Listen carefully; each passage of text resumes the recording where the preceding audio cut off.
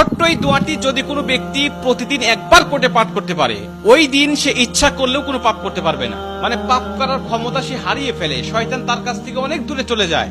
নবীজি বলছেন, যদি কোনো ব্যক্তি এই দোয়াটা মাত্র একবার পাঠ করে, যেদিন সে পাঠ করবে ওই দিন শয়তান চিৎকার করে কাঁদতে থাকে, চিৎকার করে আওয়াজ দিয়ে বলতে থাকে যে আজকে সারাদিন তুই আমার ওয়াসওয়াসা থেকে মুক্ত হয়ে গেলি, আমি ইচ্ছা করেও আজকে তোকে আর ধোঁকা দিতে পারবো না, তুই আজকে আর কোনো পথভ্রষ্টের কাজ করতে পারবি না, তুই সেটা আমার কাছ থেকে মুক্ত হয়ে গেলি। মানে এই দোয়াটার এতটাই পাওয়ার, এতটাই ক্ষমতা আল্লাহ পাক দিয়ে দিয়েছেন। অতএব আমরা এই দোয়াটা মুখস্থ রাখবো, ছোট্ট একটি দোয়া মুখস্থ করে প্রতিদিন আমরা তেলাওয়াত করবো। আমরা কিন্তু অনেকেই আছি পাপ ছাড়তে চাই, কিন্তু আমরা এমন কিছু দেখি বা এমন কিছুর সম্মুখীন আমরা হয়ে যাই, ওটা দেখার পরে আমরা নিজের উপরে নিজের কন্ট্রোলটা হারিয়ে ফেলি, তখন আমরা পাপ করতে বাধ্য হই বা পাপ শয়তান আমাদেরকে করিয়ে ফেলে।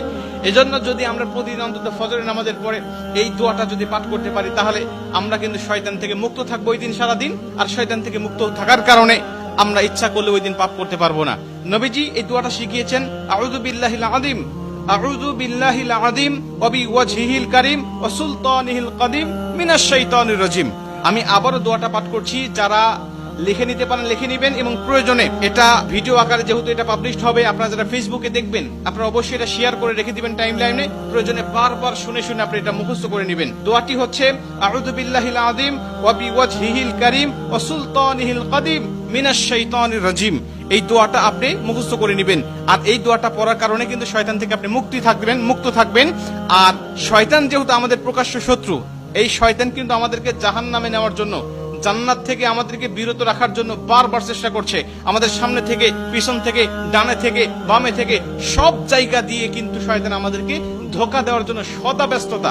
আল্লাহর সাথে সে চ্যালেঞ্জ করে আসছে, আল্লাহকে বলছে, আল্লাহ প্রয়োজনে তুমি জান্নাতের সংখ্যা কমিয়ে ফেলো, জাহান্নামের সংখ্যা বাড়িয়ে দাও, কারণ আমি মানুষগুলোকে যেভাবে ধোঁকা দেব, এই ধোঁকায় সে বোকা হয়ে তোমার ইবাদত আর গোলামি সে করবে না, সে নিঃসন্দেহে পথভ্রষ্ট হয়ে যাবে। এই জন্য শয়তান থেকে মুক্ত থাকার জন্য আমরা কিন্তু সর্বসময় দোয়াটা পাঠ করবো। প্রতিদিন অন্তত একবার এই দোয়াটা আমরা পাঠ করলে আমাদের কাছ থেকে শয়তান মুক্ত হয়ে যাবে, আমরা শয়তান মুক্ত জীবন যাপন করব। আর আমাকে যদি শয়তান ওয়াসওয়াসা না দেয়, ওই দিন কিন্তু আমি পাপ করতে পারবো না, ইচ্ছা করলে পাপের কোনো কথাই আমার মধ্যে আসবে না। কারণ আমরা জানি ফেরেশতারা ইচ্ছা করলেও পাপ করতে পারে না, কারণ ফেরেশতাদেরকে শয়তান ধোঁকা দেয় না, আর ফেরেশতাদের কাছে শয়তান যায় না, তাই তাদের অকর্ম করার মতো বা পাপ করার মতো কোনো ক্ষমতা তাদের নাই। এর জন্য এই দোয়াটা আমরা সবাই মুখস্থ করে নিব এবং প্রতিদিন একবার হলেও পাঠ করবো ইনশাআল্লাহ।